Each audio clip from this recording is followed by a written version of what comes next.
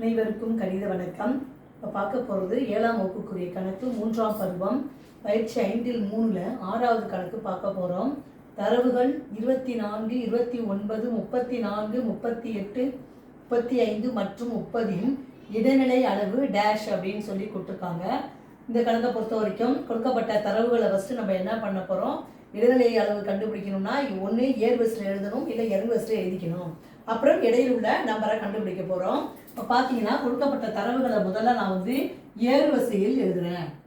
ஏர்வரிசைனா சின்ன நம்பர்லேருந்து பெரிய நம்பருக்கு நம்ம எழுதிக்கணும். வரிசைப்படுத்தி எழுதிக்கிட்டு அதுக்கு பிறகு இடைநிலை அளவு கண்டுபிடிக்க போகிறோம். இப்போ பார்த்தீங்கன்னா இருக்கிறது மிகச்சிறிய நம்பர் 24.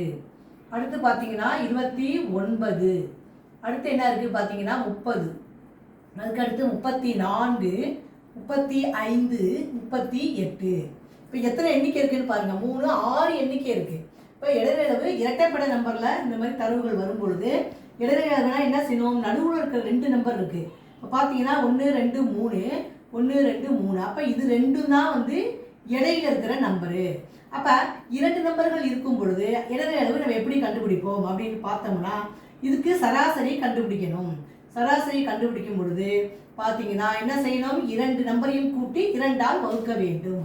அப்போ என்னென்ன கண்டுபிடிச்சிருப்போம், 30 + 34 இடையில உள்ள நம்பரு. இதை 2ஐயும் கூட்டி 2ஆல் வகுத்தால் சராசரி கிடைச்சிடும். 2ஐயும் கூட்டும் பொழுது 64/2. 64ஐயும் 2ஐயும் வகுத்தோம்னா 2 6, 2 4. அப்போ ஆன்சர் இந்த கணக்குக்கு வரக்கூடிய விடை என்ன இடைநிலை அளவு 32. இந்த கணக்குக்குரிய விடை 32 என்பது இந்த கணக்குக்குரிய விடையாகும். புரிஞ்சுங்களா?